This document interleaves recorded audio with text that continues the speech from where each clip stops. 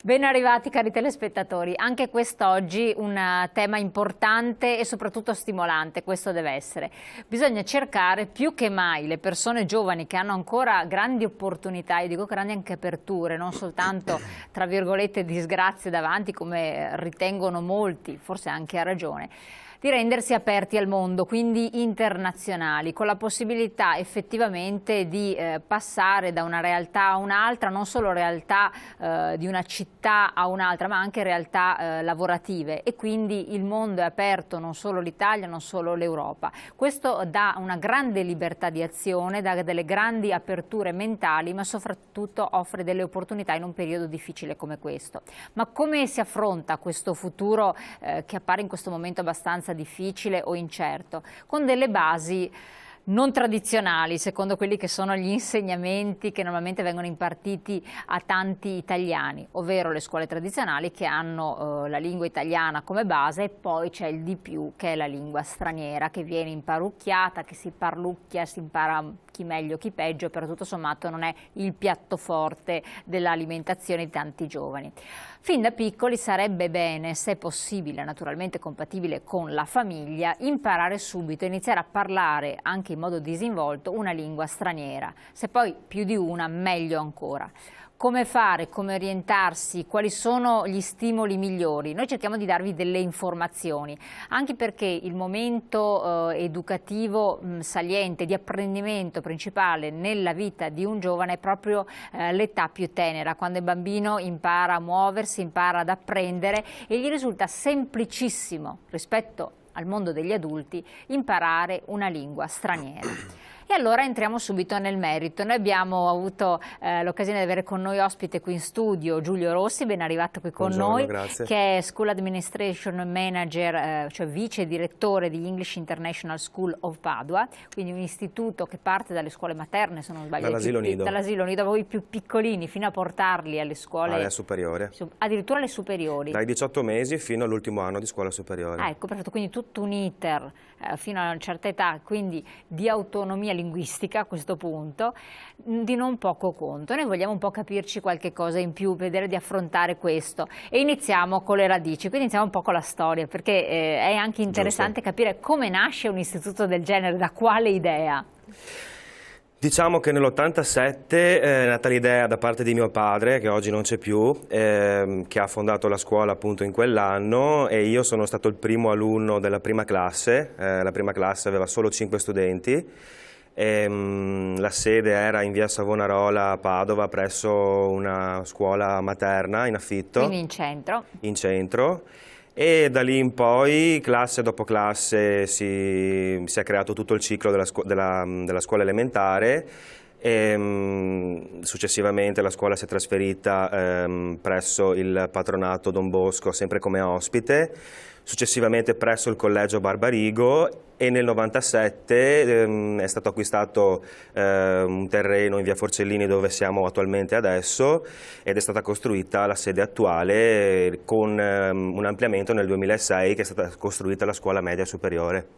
Qual è stata l'esigenza che ancora a suo tempo suo padre aveva percepito, quindi di incominciare italiano-inglese, ma anzi un insegnamento proprio inglese? Diciamo, si parla in inglese a scuola. La sua idea portante, principale, era quella di far sì che io, e quindi anche tutti gli altri giovani, potessero apprendere una lingua, l'inglese in questo caso, apprendendola non come fanno la maggior parte delle persone studiandola sui libri con la grammatica e facendo conversazioni, ma apprendendola proprio come la si apprende da propria madre, quindi in tenera età, essendo esposti alla lingua in maniera consistente. Quindi una provocazione bella forte. Esatto, fa sì che il bambino nel giro di 2-3 anni diventi praticamente bilingue.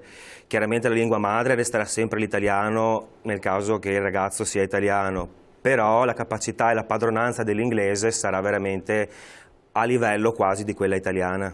Ecco, proprio mi fa anche piacere avere lei che ha sperimentato sulla sua pelle, tra virgolette, perché Certo. questo tipo di esperienza, anche se lo fanno tanti bambini, ormai tanti ragazzi, qual è stato l'impatto? Quindi qual è l'impatto iniziale e che tipo di difficoltà? Perché la paura anche di molti genitori è proprio questa, di metterli in una situazione che sia veramente difficile da recepire, che poi sfasi un po' quelli che sono i piani di riferimento.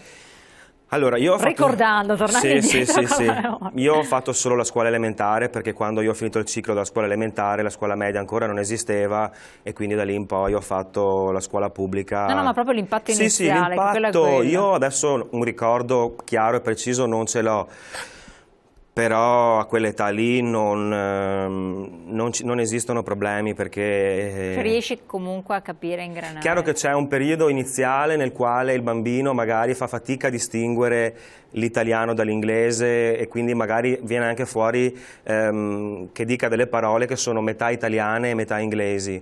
Ma con la maturazione, con lo sviluppo delle proprie capacità, comincerà a un certo punto a capire la differenza netta e chiara che c'è tra una lingua e l'altra, e questo secondo me è importante non solo da un punto di vista di avere uno strumento linguistico, quindi di poter viaggiare il mondo e di poter parlare con la gente che si trova in giro per il mondo, di poter avere un successo in ambito sia lavorativo che accademico, perché ovviamente sappiamo che l'inglese è la lingua del business e anche la lingua più usata nel mondo accademico, ma è anche uno strumento a livello mentale, perché la possibilità, la capacità di parlare due lingue crea e stimola, così è detto da molte persone, lo sviluppo dell'intelligenza, la capacità di ragionare e di pensare in due lingue diverse.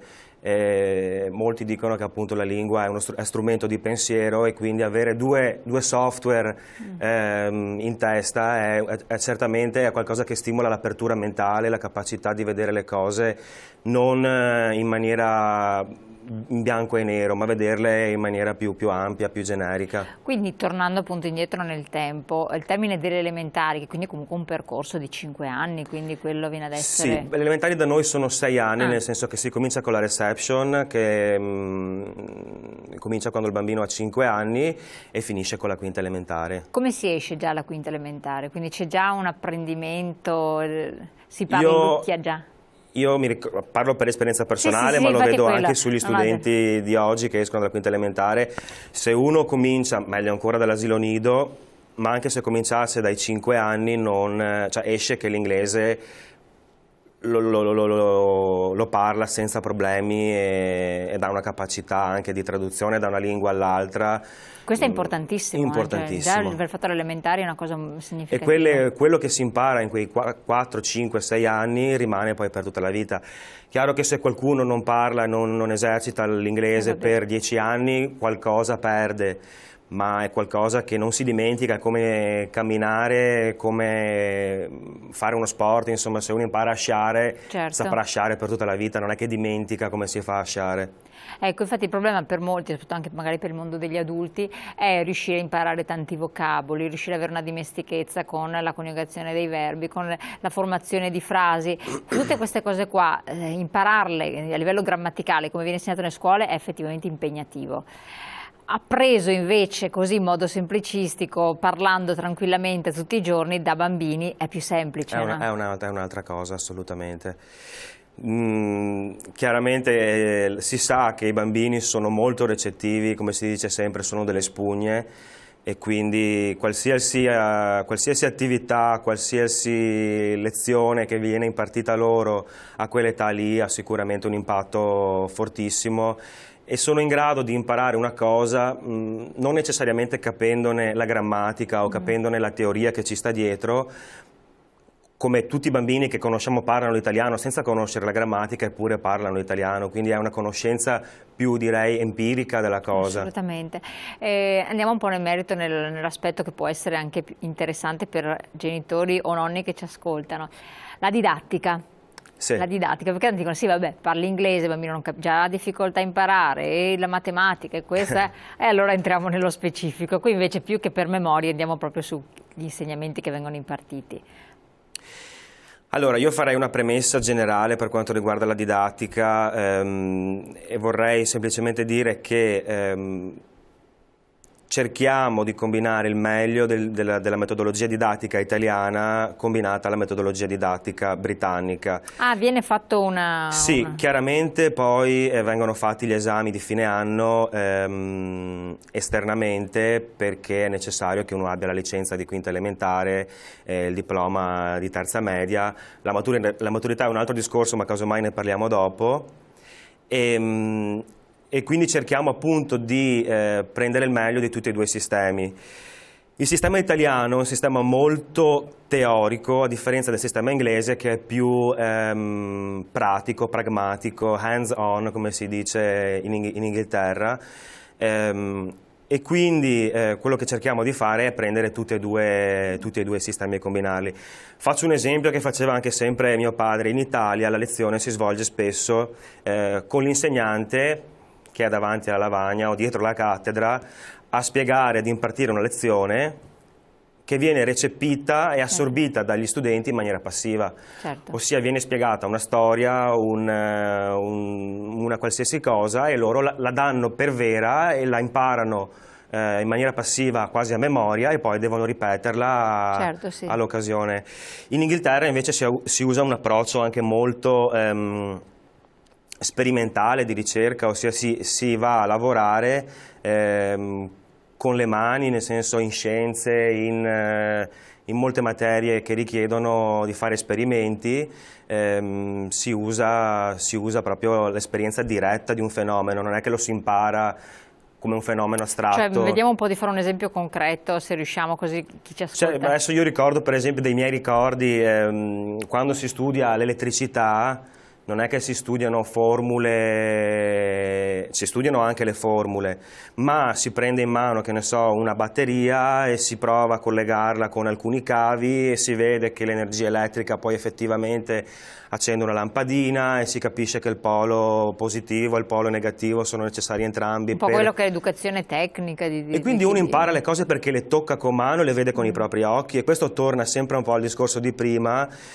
Dà una sicurezza e un approccio alla realtà e alla verità e alle informazioni che è diverso rispetto a quello che magari è più standard nella scuola italiana, dove uno alcune cose le impara perché sono così e così sono e basta, non impara neanche a metterle in dubbio e farsi la domanda di dire: ma è effettivamente così, l'ho toccato con mano, l'ho visto con i miei occhi o no? La lingua italiana. Allora, fin dall'elementare impari a scrivere, eccetera, a fare le composizioni, poi via via crescendo i temi, c'è molta attenzione puntata sulla grammatica, sullo saper scrivere, sul raccontare, insomma lo sappiamo benissimo. La storia, entriamo nelle materie. Sì. Allora, prima partiamo dall'italiano, poi vediamo storia, geografia e tutte le altre materie.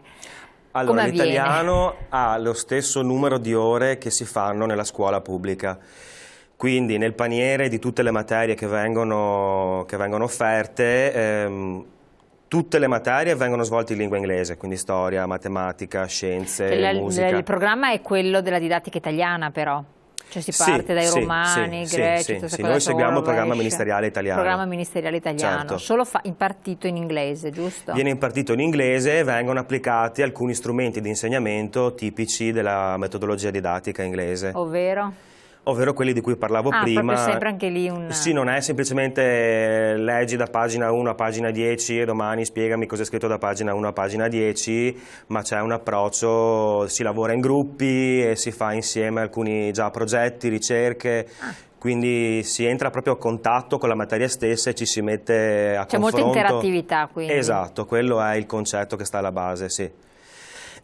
Niente, l'italiano... Le ore sono le stesse, le insegnanti ovviamente sono italiane e quindi la si impara come qualsiasi altra materia nella scuola pubblica. Quindi non viene tralasciata la grammatica? Nella maniera più assoluta, è un po' una delle tante paure che hanno i genitori. Soprattutto 25 anni fa, quando la scuola era appena cominciata, nella quale i genitori si sentivano anche delle cavie perché dicevano: ma sto scommettendo un po' su questa cosa. Adesso, oggigiorno, abbiamo 830 studenti e di problemi con la lingua italiana non ce ne sono da parte degli studenti, insomma. Perfetto, prima di affrontare le altre materie andiamo un attimo in pubblicità, torniamo tra pochissimo insieme.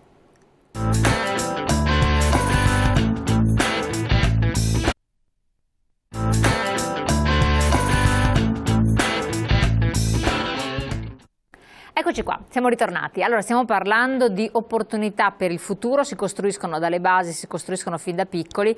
Una grande opportunità, inutile nasconderlo, è quella di conoscere bene una lingua, non necessariamente per andare a prendere la valigia e andare all'estero, anche se c'è questa fuga di cervelli, e non solo di cervelli, ma di molti giovani che vogliono andare a trovare un'opportunità e la trovano in altri paesi d'Europa, non necessariamente anglofoni di lingua anglosassone, ma anche paesi della Germania e quant'altro. Ma perché anche in Italia quello che tira il commercio con l'estero sta andando bene, l'export comunque ha una valenza, un più nel PIL, e di conseguenza le persone che possono trovare un'occupazione sono quelle che conoscono molto bene la lingua straniera, in particolar modo l'inglese, ma poi grandi aperture verso altre lingue. Per acquisire questa mentalità, l'avevamo già detto prima, bisogna rendere la mente elastica, bisogna formarla fin da più piccoli, se c'è l'occasione iniziare quindi con una scuola che dia subito la possibilità di essere bilingue e poi da là ci si apre verso altri versanti.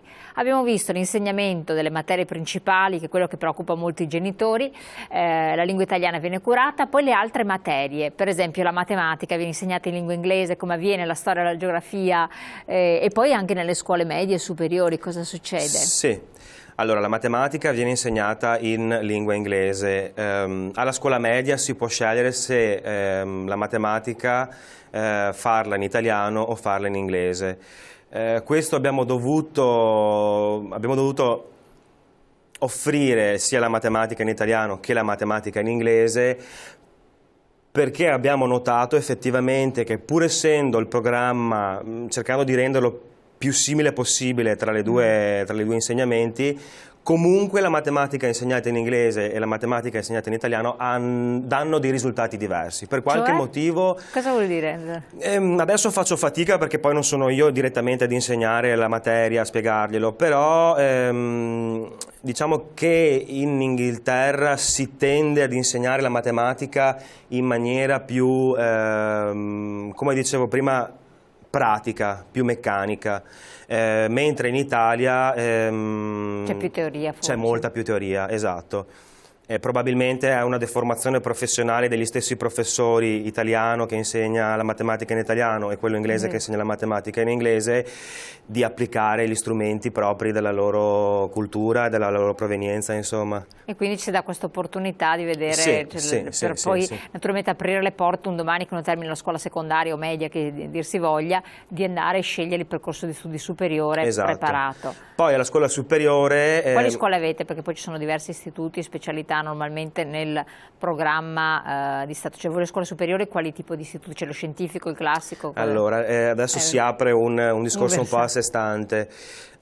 La nostra scuola superiore è composta da 4 anni, anziché i 5 classici della scuola superiore italiana, e i primi 2 anni si segue un programma che si chiama IGCSE, è un programma internazionale inglese, e gli ultimi 2 anni si segue l'IB, il baccalaureato internazionale, che è un programma che viene seguito da, mi pare, 3.000 scuole in tutto il mondo e che dà accesso diretto a tutte le università migliori del mondo, diciamo, senza il bisogno di dover fare test in inglese, perché già di per sé il diploma attesta che uno ovviamente l'inglese lo parla. Ma fatto questo, uno può accedere anche alle nostre università? Certamente, certamente, è una delle tante domande. Ed è anche una difficoltà da parte di alcuni genitori di comprendere questa, che è riconosciuta a tutti gli effetti dal Ministero italiano. Io stesso avevo fatto l'IB non alla scuola in via Forcellini, ma a un'altra scuola in via Belzoni che c'era al tempo, e mi sono poi iscritto all'Università a Padova, quindi non ci sono barriere di nessun tipo, insomma. Non ci sono problemi neanche... È equiparato alla maturità, al diploma di maturità italiana.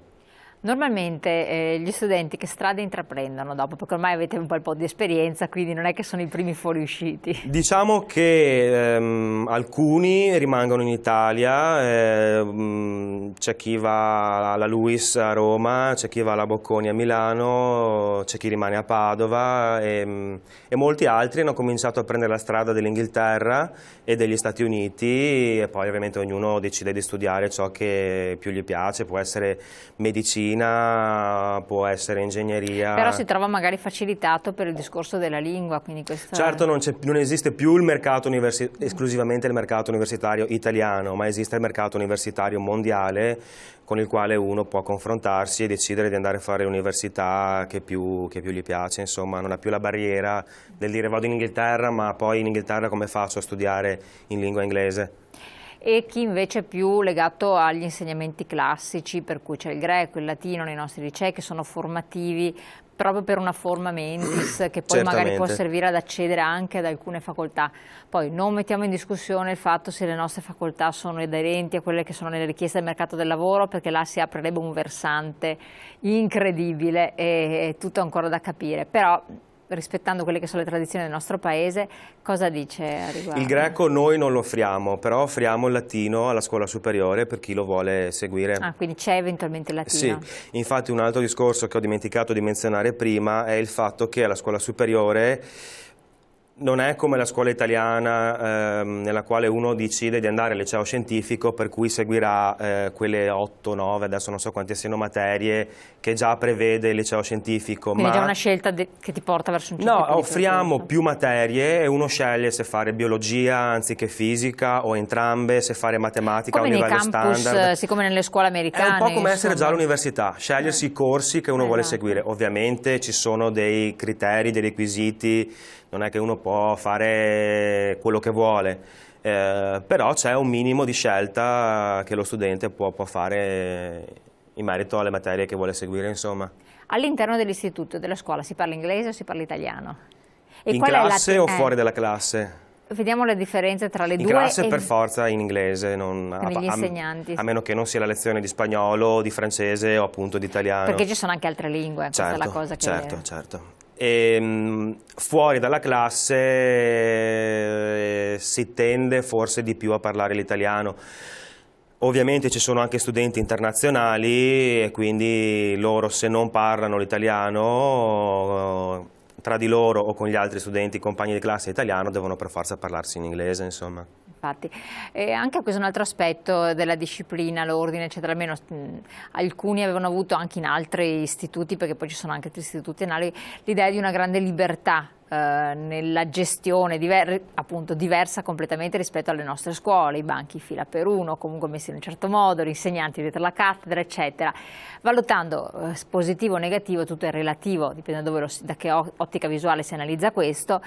Però comunque è diverso, il diverso è sempre un attimo visto così. Voi invece che tipo di tecnica di insegnamento educativa, quindi lei parla del... Metodiche di insegnamento, di ordine, di disciplina, c'è più un approccio libero oppure sì? Diciamo che in quell'ambito lì direi che siamo più o meno in linea con ciò che si fa nella scuola italiana, come anche nella scuola inglese, insomma. La disciplina è una cosa molto importante ed è importante che gli insegnanti la facciano rispettare sia per quanto riguarda il comportamento in classe che per quanto riguarda lo studio delle materie, il fare i compiti a casa, lo studiare la lezione del giorno e via dicendo. Le punizioni poi per chi non segue... Quindi c'è un certo rigore, c'è un certo tipo Certamente sì. Quali sono le perplessità più grosse che voi incontrate nell'approccio che c'è normalmente con questo tipo di istituti?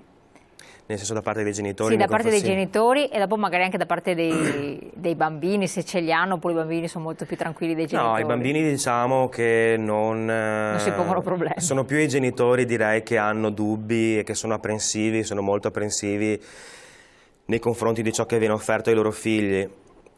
Le difficoltà maggiori sono quelle che abbiamo già di cui abbiamo già parlato, ossia la lingua italiana, la possibilità di poi intercalarsi in un mondo italiano senza esserne stato isolato e aver vissuto e studiato in una realtà completamente diversa. Direi che queste sono le due maggiori paure, adesso non me ne vengono in mente altre. Ma a lei che ha fatto questa esperienza, al passare da una scuola elementare, perché se non sbaglio era solo elementare, poi la scuola secondaria, italiana, eccetera, c'è stato un gap, c'è stato un passaggio traumatico, la differenza rilevante, oppure tutto sommato, anzi ha dato una marcia in più? Io ricordo di non aver avuto particolari problemi. Anzi, mi ricordo che i miei genitori sempre mi dicevano che in un certo senso vivevo di rendita di quello che avevo imparato alla scuola elementare, perché magari non avevo tanta voglia di studiare, ma riuscivo comunque a prendere dei voti discretamente buoni. Ecco, forse per un bambino molto pratico questi stimoli qui possono essere più congeniali, tra l'altro, perché lo rendono più... Certo, perché forniscono degli strumenti che non sono, come dicevo prima, prettamente teorici, ma sono anche pratici, e quindi uno, avendo più strumenti in mano, può usarli a proprio piacimento a seconda della tipologia di problema che gli si presenta davanti, insomma.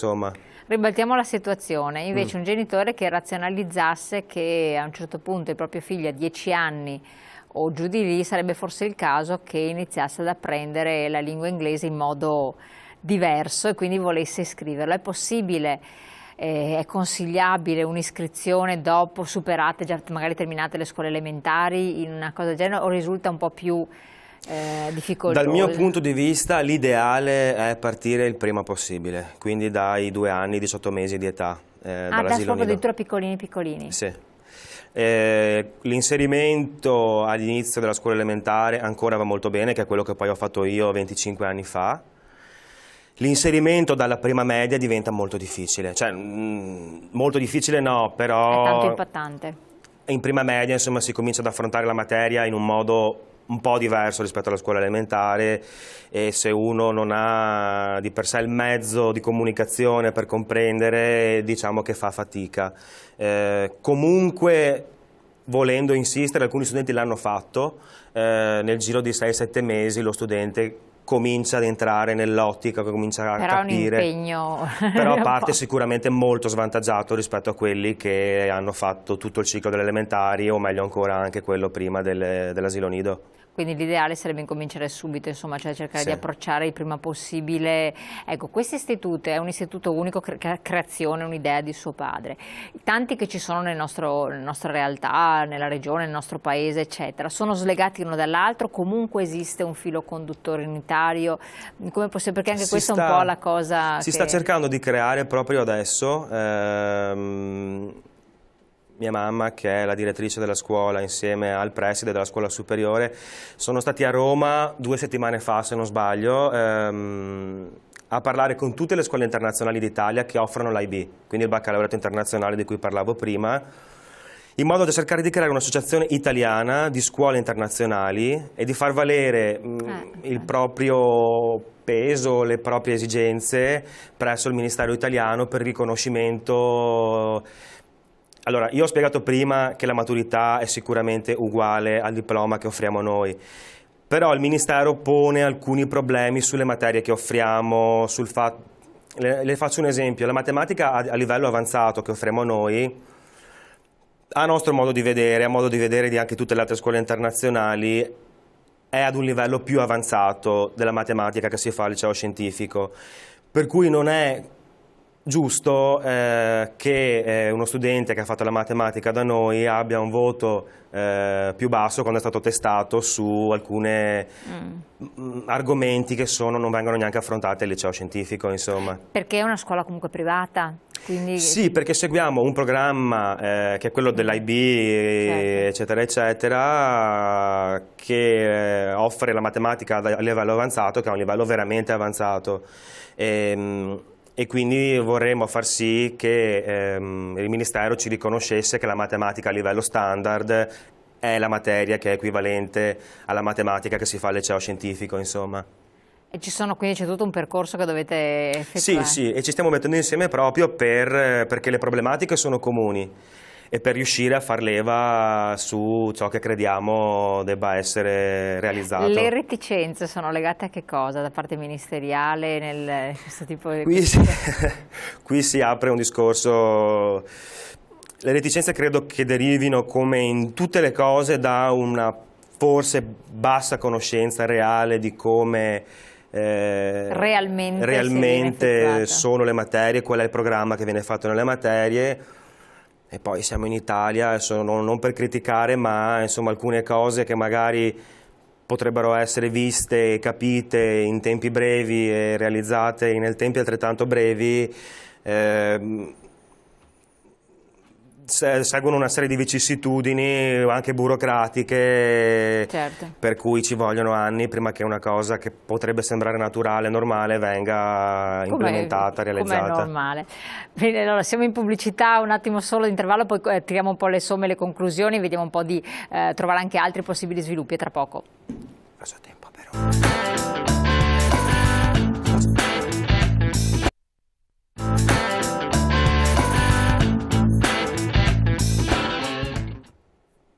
Allora, ritorniamo qua, tiriamo un po' le somme, ma vediamo anche delle aperture, perché partendo da un certo tipo di didattica, di scuola, di approccio, poi naturalmente uno esce dalla scuola superiore, si iscrive o non si iscrive all'università, c'è una scelta poi individuale, senza dubbio però ha un modo di integrarsi diverso nei vari contesti sociali, forse c'è meno paura, non lo so, ha quella leva in più che tanti non hanno, che quindi sono molto legati anche al nostro territorio, perché viva Dio, la battuta poco felice dei giovani mammoni, ma per forza giovani mammoni, l'insegnamento che ci viene dato è questo, la vita che si prospetta è questa, le possibilità economiche quelle sono, soprattutto per i più giovani, che può fare uno o ha grande coraggio e fa il salto un po' nel vuoto, oppure forte della sua esperienza. Cosa io sono abbastanza giovane, mi reputo di essere abbastanza giovane, vedo che tanti amici, tante persone ormai,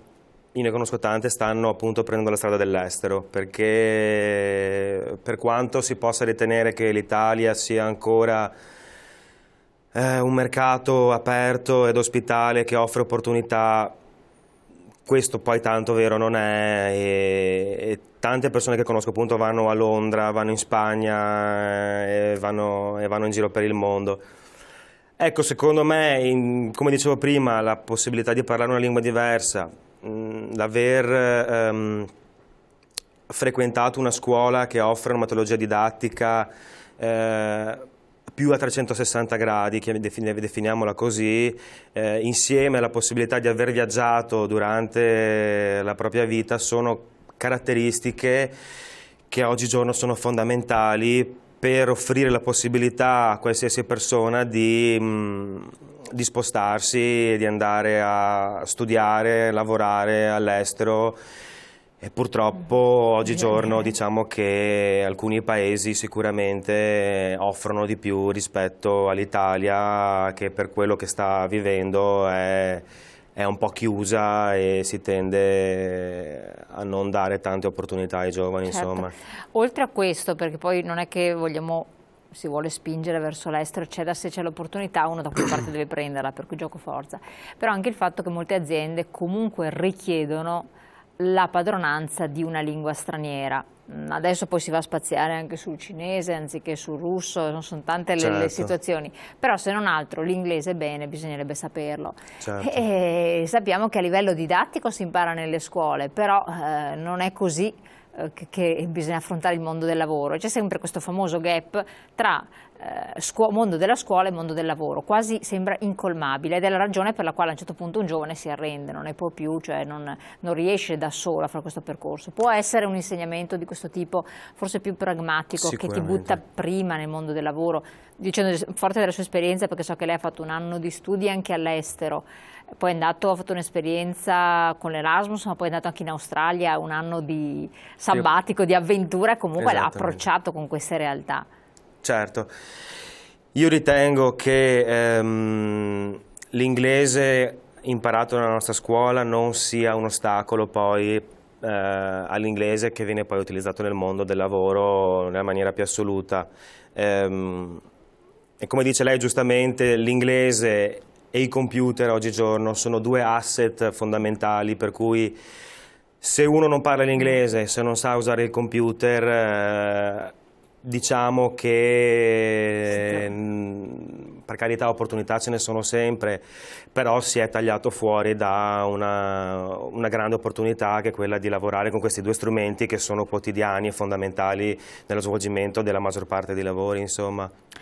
Secondo lei, visto che è giovane, visto che viene comunque con un ruolo all'interno tra i giovani, giovanissimi e giovani, quello che viene imputato come colpa ai giovani di non adattarsi, di non essere versatili, eccetera, le critiche sono critiche reali, un po' con la coscienza in mano, guardando anche i coetanei, ma vedendo quello che succede anche all'interno delle scuole?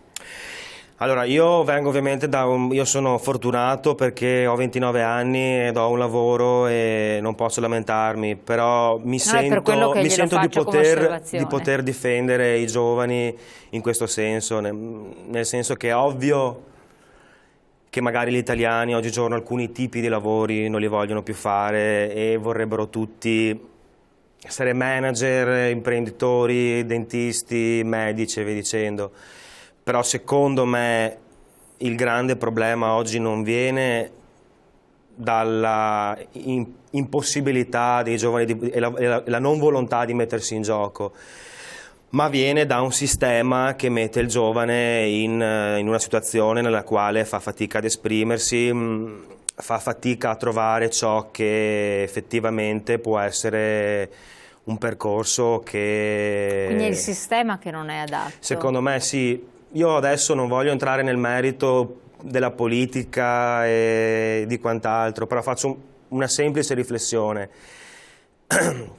Ha senso che si sposti sempre più in là l'età del pensionamento e che ci siano persone che lavorano fino a 70 anni e che questi giovani che hanno idee nuove, entusiasmo e voglia di far bene rimangano, per così dire, parcheggiati lì ad aspettare che la popolazione più anziana vada in pensione e ceda loro un posto di lavoro? Secondo me no. Che avrebbe voglia invece di andarci in pensione, tra l'altro. Cioè non si può sempre seguire una logica economica o politica o di pensione per far tornare i conti, bisogna anche usare delle logiche sensate. Allora un paese, per essere innovativo, per essere forte e per essere un paese anche entusiasta, deve dare spazio ai giovani e deve far sì che siano loro ad essere la forza lavoro di un paese, perché sono loro che portano l'innovazione e che portano la forza di un paese. Io la vedo così. Beh, forse perché anche siamo governati da persone che non sono poi tantissimo giovani, anche questo è un discorso per cui è un'ottica di questo genere che risulta difficile da innescare. Certo. Un po' per ritornare e chiudere il discorso relativo all'insegnamento ai più piccoli, abbiamo trascurato i piccini proprio, i bambini delle materne, forse questi che sono un po' più delicati, più esposti, richiedono anche due parole di attenzione, visto che poi i genitori sono più in apprensione per loro. Perché immetterli in un contesto di questo tipo? Quindi, che cosa visto che sono piccolini? Io sono, ogni volta che vado nel dipartimento dell'asilo nido rimango a bocca aperta perché è emozionante vedere bambini di 2 anni, 3 anni che già capiscono cosa viene detto loro dall'insegnante. Mi è successo di andare in questa classe e l'insegnante diceva: Maria, tu vai nell'altra classe, prendi il registro dell'altra classe. In inglese? In inglese, la bambina a 3 anni capiva, andava, prendeva il registro e tornava.